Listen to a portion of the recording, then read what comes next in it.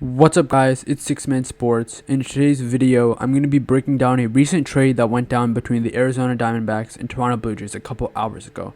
So far, everybody seems to be saying the Diamondbacks have won this trade easily and have fleeced the Blue Jays, but I'm here to provide you some reasons why that's not the case and how the Blue Jays walked away clear winners of this deal, and they have drastically improved their squad for 2023, making this move.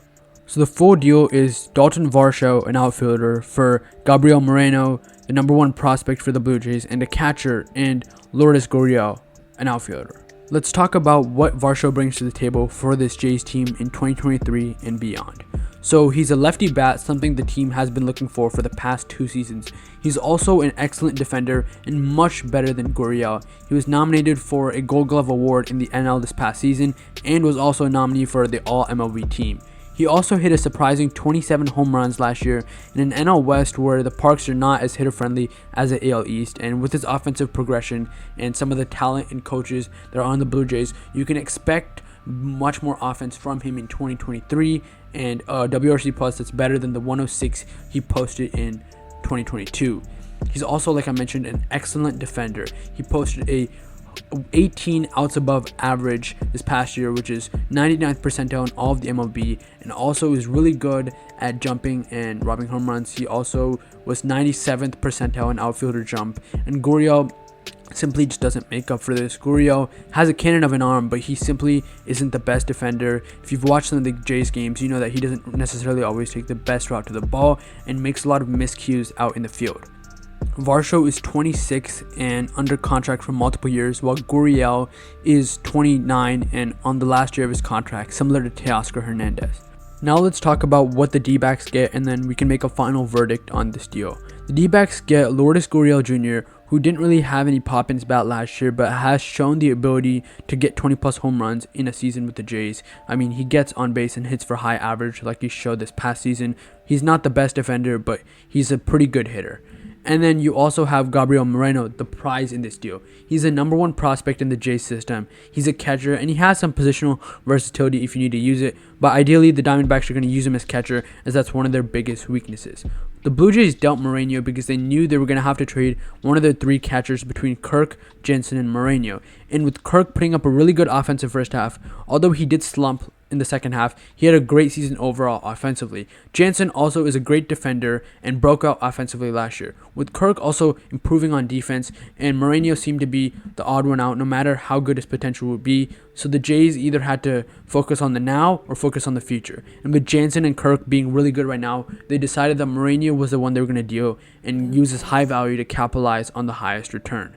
And the Arizona Diamondbacks seemed like the trading partner for the Jays with the catchers because they had a great group of outfielders, including number one prospect Jake McCarthy for them.